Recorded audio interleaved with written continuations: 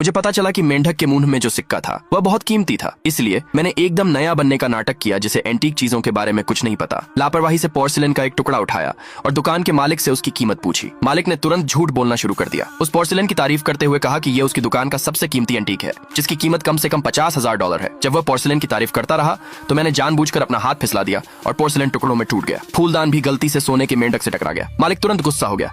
उसने मुझे पकड़ लिया और हर्जाना मांगा। आसपास के लोगों ने शोर सुना और इकट्ठा हो गए। उन सबको लगा कि मैंने पोर्सिलेन तोड़ दिया है और उन्होंने यह भी कहा कि मुझे खराब मेंढक के पैसे भी देने चाहिए। यह देखकर कि मेरा प्लान कामयाब हो गया है, मैंने बहुत बेचारा बनने का नाटक किया और कहा कि मेरे पास सिर्फ $1,000 है। मालिक को लगा कि मैं अमीर नहीं दिख रहा हूँ और यह महसूस करते हुए कि इन चीजों की असल में ज्यादा कीमत नहीं है, उसने सोचा कि $1,000 उसके लिए अभी भी मुनाफा है, इसलिए उसने मेरा ऑफर मान लिया। पेमेंट करने के बाद मैं तुरंत नहीं गया। मैंने मालिक से पूछा कि क्या मैं पोर्सिलेन के टूटे हुए टुकड़े ले सकता हूँ। मालिक को कोई फर्क नहीं पड़ा और उसने मुझे खुद उठाने को कहा। जैसे ही मैं टुकड़े इकट्ठा करने के लिए नीचे झुका, मैंने सिक्का भी ले लिया। बाद में मैं एक एंटीक स्टोर पर गया, सिक्का निकाला और कीमत बताने को कहा, लेकिन उस युवा कीमत बताने वाले ने कहा कि इसकी कीमत ज्यादा से ज्यादा $20 है। गुस्से में मैं उससे बहस करने लगा। हंगामे के दौरान स्टोर का मालिक बाहर आया। उसने तुरंत सिक्के की कीमत पहचान ली और उसे पता चला कि मैंने इसे एंटीक मार्केट से सस्ते में खरीदा था। मालिक बहुत खुश हुआ।